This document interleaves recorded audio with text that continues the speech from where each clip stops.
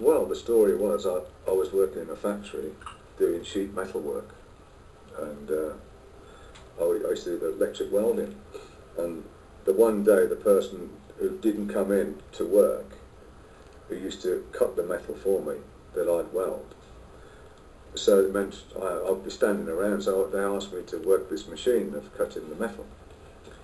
So I did, and it obviously didn't get it right. So he came down and just caught the ends of my fingers, and as I pulled my hand back, I pulled the two ends off.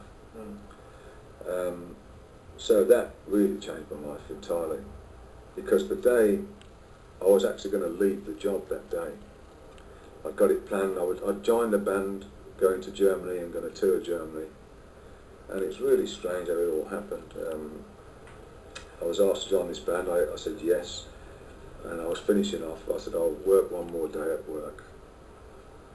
I went in on the morning, and I said I'm not going to go back. My mother said, you want to go back and you finish off the day properly? Oh, right, okay. So I went back, and that's what happened.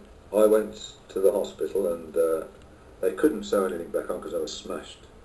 So I couldn't do anything for months and months and months until there was some kind of healing process. They had to snap the bone off, and they skin grafted it from my arm. And then I went to try and get some tips made, or see if they could do anything about it, and the answer was no, we can't do anything. I suggest you pack up and find another profession. So great, that's a really good one.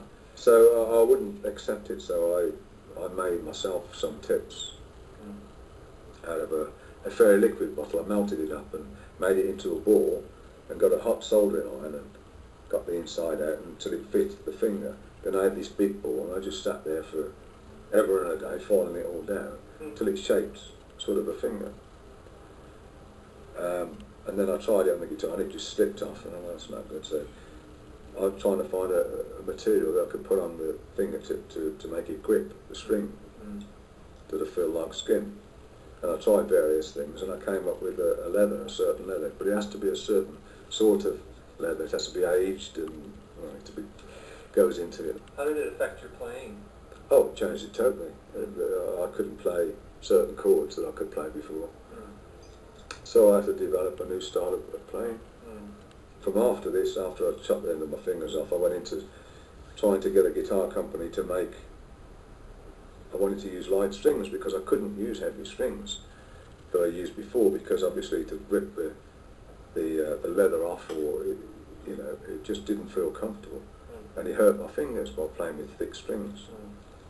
So I had to devise a different way of playing, and I had to make up sets of strings to make it light, make them light strings. I used to use banjo strings and drop the gauge down. And I went to a company about making me some light gauge strings, which they'd never heard of then. And I said, can you make some of these strings? You can't do that. I said, well, you can, I've done it, I've got it on my guitar, I can show you what I've done and all that sort of stuff. And I found one company that would do it, and that was Piccato Strings, and they made me light gauge strings for many years. And then, of course, they started putting them out, and everybody had light gauge strings. And the same with guitar necks, and I wanted 24 frets. I said, you can't do 24 frets. So at the end of the day, I bought a guitar company, because I got fed up of hearing all this, you can't do